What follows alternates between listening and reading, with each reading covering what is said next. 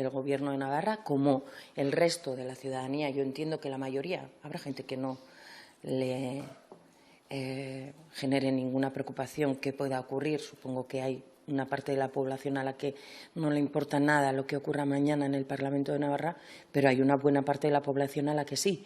Y como esa parte de la población, entiendo que el Gobierno también lo que tiene es ganas de saber cuanto antes qué es lo que va a suceder con esta comunidad, como hay quien tiene ya ganas de saber qué va a ocurrir con el país y su gobernabilidad. Hablo del Estado español.